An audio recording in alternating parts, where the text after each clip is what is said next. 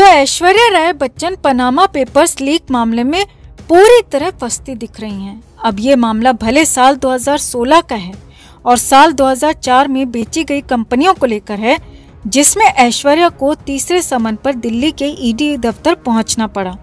हालांकि कुछ लोग इसे सियासत से भी जोड़ रहे हैं। मुंबई के नेता संजय राउत ने तो यहाँ तक कह दिया कि जया बच्चन विपक्ष में खड़े होकर सवाल दागती हैं और इसीलिए उनके बच्चों को परेशान किया जा रहा है। वहीं खुद जया बच्चन भी ऐश्वर्या से पूछताछ के मामले में बेहद परेशान दिखी। पहले संसद में और फिर संसद के बाहर जया बच्चन का गुस्सा 7वें आसमान पर था। गुस्से में जया बच्चन ने इतना तक कह दिया कि उनका श्राप लगेगा और बीजेपी का बुरा वक्त शुरू हो गया है, मानो जया जी खुद भगवान हो। अब जया बच्चन इतना गुस्सा हो भी क्यों ना, क्योंकि इज्जत बनाने में सालों लग जाते हैं भाई, मगर मिटाने में जरा वक्त नहीं लगता। खुद ऐश्वर्या राय बच्चन भी सेल्फ मेड मानी जाती हैं। उन्होंने मॉडलिंग की, विश्व सुंदरी बनी और फिर एक्ट्रेस बनकर लाखों करोड़ों दिलों पर राज किया और आज भी अपनी खूबसूरती से लाखों दिलों की धड़कन है। मगर कहते हैं ना कि सफेद चुनरी पर एक दाग ही काफी होता है पूरी शोभा खराब करने के लिए, और ऐश्वर्या के जीवन पर भी पनामा पेपर्स लीक मामला उसी दाग की तरह दिखाई दे रहा है। अब खबर है कि ऐश्वर्या से जब ईडी अधिकारी पूछताछ कर रहे थे तो ऐश्वर्या ने बिल्कुल भी सपोर्ट नहीं किया और किसी भी सवाल का जवाब जांच टीम के गले उतरा ही नहीं। इस बर्ताव से अधिकारी बेहद नाराज भी दिखे। तो कैसा रहा ईडी दफ्तर के अंदर का माहौल? ऐश पर क्यों बिफर गए ईडी अधिकारी? आपको बताते हैं सब। आप भी वीडियो को लाइक और शेयर कर अपना प्यार और सपोर्ट दिखाएं और ऐश के इस बर्ताव पर कमेंट जरूर करें। तो ऐश्वर्या राय 20 दिसंबर को दिल्ली में ईडी के दफ्तर में पेश हुई, जहां उनसे करीब 7 से 8 घंटे तक पूछताछ चली। पनामा पेपर्स लीक मामला 2016 का है, मगर अब एकदम से हाई प्रोफाइल हो गया जब इसमें ऐश्वर्या का नाम जुड़ा और ऐश्वर्या को पूछताछ के लिए दिल्ली पहुंचना पड़ा। हालांकि पहले भी ऐश्वर्या राय समेत 500 हाई प्रोफाइल भारतीय इस लिस्ट में शुमार हैं, मगर जब ऐश्वर्या को ईडी दफ्तर में बुलाया गया तो अचानक पनामा केस पर सबकी निगाहें बन गईं। अब खबर है कि ईडी दफ्तर में ऐश्वर्या करीब 8 घंटे तक रुकी, जिसमें 7 घंटे तक उनसे सवालात किए गए। इस दौरान ऐश्वर्या ने 2 बार कॉफी पी और 2 बार अपनी बेटी आराध्या से फोन पर बात की, जिसकी इजाजत ईडी की टीम ने ऐश्वर्या को दी। अब खबर यह है कि 7 घंटे में ऐश्वर्या से अधिकारियों ने 37 सवाल किए। सवाल जवाब के बारे में आपको हम पहले भी बता चुके हैं। आप हमारे पिछले वीडियो में देख सकते हैं कि ऐश्वर्या से क्या क्या सवाल किए गए और ऐश्वर्या ने उनके किस तरह जवाब दिए। मगर अब जो नई खबर निकलकर सामने आ रही है वो ये है कि ऐश्वर्या ने 37 में से 30 सवालों का जवाब दिया ही नहीं और सिर्फ इतना कहा कि आई डोंट नो। वहीं बचे 7 सवालों में उन्होंने अपने पति अभिषेक बच्चन का नाम लिया और कहा कि वो ही सब लीगल मैटर्स देखते हैं।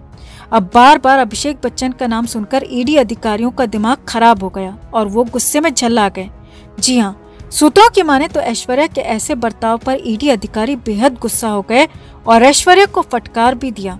सूत्रों की माने तो जब ऐश्वर्या लगातार 7 सवालों में अपने पति का नाम ले रही थी तो जांच टीम के अधिकारी ने कहा, आप बार बार अपने पति का नाम ले रही हैं, क्या उन्हें भी पूछताछ के लिए बुला लिया जाए? जब पूछताछ के लिए आपको बुलाया गया है तो जवाब भी आपको ही देने होंगे। हमें जरूरत लगेगी तो हम खुद अभिषेक बच्चन से अलग से पूछताछ कर लेंगे। फिलहाल आप इस ऑफिस में इंट्रोगेशन के लिए आई हैं तो अपना काम ईमानदारी से करें और हमारे काम में पूरा सपोर्ट करें, वरना नतीजे अच्छे नहीं होंगे। जी हाँ, सूत्रों की माने तो ईडी अधिकारियों ने इसी सख्ती से ऐश्वर्या से बात की, जिसके बाद खबरों की माने तो ऐश्वर्या के तेवर थोड़े कम हुए और वो रोने भी लगी और काफी घबराई हुई भी नजर आई।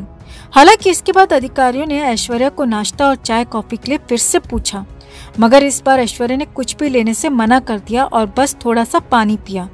वैसे अब अंदर की खबर यह है कि वाकई में ऐश्वर्या के जवाबों से अभिषेक बच्चन मुश्किल में आ सकते हैं और बच्चन परिवार की मुश्किलें और बढ़ सकती हैं। पनामा पेपर्स लीक केस में ऐश्वर्या राय बच्चन से पूछताछ तो हुई, मगर अब ताज़ा और बड़ी खबर यह है कि ईडी ऐश्वर्या के पति और अभिनेता अभिषेक बच्चन से भी पूछताछ कर सकती है। ऐश्वर्या राय के बयानों के आधार पर अभिषेक से पूछताछ हो सकती है। ईडी सूत्रों के मुताबिक ऐश्वर्या को दस्तावेज दिखाकर पूछताछ की गई। विदेशी कंपनी अमिक पार्टनर्स लिमिटेड में दस्तावेजों पर उनके दस्तखत दिखाकर सवाल पूछे गए।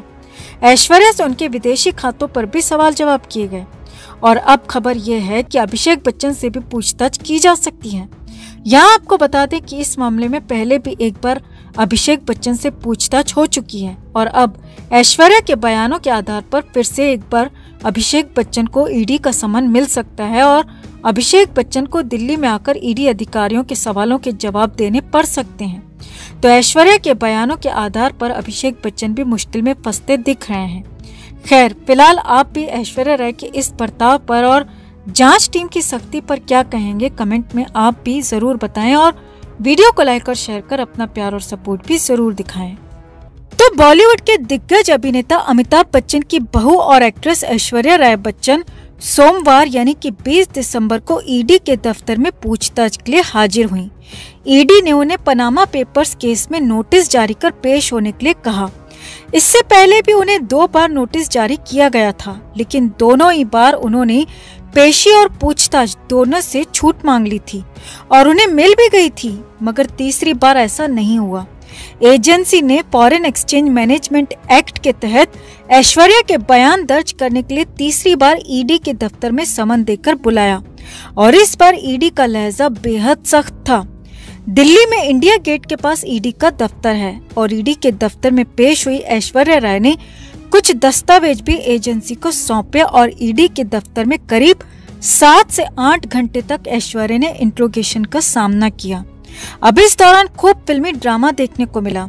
कपकपाती घबराती ऐश्वर्या की गाड़ी जब ईडी के दफ्तर के बाहर आकर रुकी तो पहले तो बाहर जमा मीडिया को देखकर ही ऐश्वर्या के पसीने छूट गए और फिर जैसे तैसे ऐश्वर्या ऑफिस के अंदर जाने को तैयार हुई। खबरों की माने तो अभिषेक बच्चन भी ऐश्वर्या के साथ दिल्ली पहुंचे। वहीं खबर ये भी है कि ऐश्वर्या तो दिल्ली आने को तैयार ही नहीं थी, मुंबई एयरपोर्ट से सीधे भारत से बाहर जाना चाहती थी और ऐश्वर्या ने अभिषेक को कहा था कि वो दिल्ली नहीं जाना चाहती। मगर खबर है कि इसी बीच अभिषेक ने अपने पिता अमिताभ की बात ऐश्वर्या से करवाई और अमिताभ ने बेहद सख्त लहजे में कहा कि ऐश्वर्या तुम्हें दिल्ली जाना पड़ेगा और ईडी के सवालों का सामना करना पड़ेगा। अब अमिताभ बच्चन को अच्छी तरह पता है और उनका तजुर्बा भी है कि अगर तीसरी बार ऐश्वर्या नहीं जाएंगी तो ऐश के खिलाफ लुकआउट नोटिस भी जारी हो सकता है और सीधे गिरफ्तारी की नौबत भी आ सकती है, जैसे कि जैकलीन फर्नांडिस के केस में हुआ। जैकलीन फर्नांडिस को विदेश जाने पर भी पाबंदी लगा दी गई और उन्होंने जैसे ही कोशिश की तो ईडी के अधिकारियों ने उन्हें एयरपोर्ट पर ही रोक दिया। इन बातों को सुनकर बड़ी मुश्किलों से ऐश्वर्या दिल्ली जाने को तैयार हुई, मगर यहाँ पर भी ड्रामा खत्म नहीं हुआ। दिल्ली पहुंचकर भी ऐश्वर्या अपनी कार से काफी देर तक नीचे ही नहीं उतरी और बार बार बाहर निकलने के लिए मना करती रहीं, मगर अभिषेक के समझाने के बाद और साथ में मौजूद वकीलों के दिलासा देने के बाद ऐश्वर्या जैसे तैसे नीचे उतरने को तैयार हुई। इस दौरान ऐश्वर्या के हाथ में कागज की मोटी फाइल भी थी और वकील भी ऐश्वर्या के साथ ईडी ऑफिस के अंदर दाखिल हुए। मीडिया सूत्रों की माने तो ऐश्वर्या की बॉडी लैंग्वेज से साफ लग रहा था कि ऐश्वर्या बेहद परेशान है और घबरा भी रही हैं। मीडिया सूत्रों का दावा है कि ऐश्वर्या की आंखों से आंसू टपक रहे थे, जो कि डर और खौफ के आंसू थे। डर इस बात का कि कहीं उनके गलत काम खुल न जाएं और खौफ इस बात का कि कहीं ईडी उन्हें गिरफ्तार न कर ले। अब आपको यहाँ पर बता दें दोस्तों कि सिर्फ ऐश्वर्या राय ही नहीं बल्कि पूरी बच्चन फैमिली के खिलाफ ईडी इस मामले में 2016 से ही जांच कर रही है। ईडी ने बच्चन फैमिली को नोटिस जारी कर पूछा था कि आखिर 2004 के बाद उसकी कितनी रकम विदेश से हासिल की गई है या फिर विदेश भेजी गई है। इसके बाद बच्चन फैमिली की ओर से कुछ दस्तावेज सौंपे गए थे। यहाँ आपको एक बात और बता दें कि ऐश्वर्या राय बच्चन का नाम उन 500 भारतीयों में शामिल है जिनका जिक्र पनामा पेपर्स लीक मामले में किया गया था। इस लिस्ट में ऐश्वर्या राय बच्चन के ससुर अमिताभ बच्चन का नाम भी शामिल है। हालांकि अब तक उनकी ओर से इस बारे में कोई भी बात नहीं कही गई है, मगर खबरों की माने तो जल्दी अमिताभ बच्चन को भी समन मिल सकता है और अमिताभ बच्चन को भी ईडी की जांच का सामना करना पड़ सकता है। तो फिलहाल तो ऐश्वर्या राय ईडी के रडार पर है और उनसे दर्जनों सवाल भी पूछे जाने की खबर है। अब ईडी के सवाल क्या थे और ऐश्वर्या ने उनके क्या जवाब दिए, ये हम आपको अपडेट मिलते ही जरूर बताएंगे। फिलहाल तो आप भी ऐश्वर्या राय की हालत पर और ईडी की सख्त कार्रवाई पर कमेंट कर अपनी बात अपनी राय जरूर रखें और वीडियो को लाइक और शेयर कर अपना प्यार और सपोर्ट भी जरूर दिखाएं।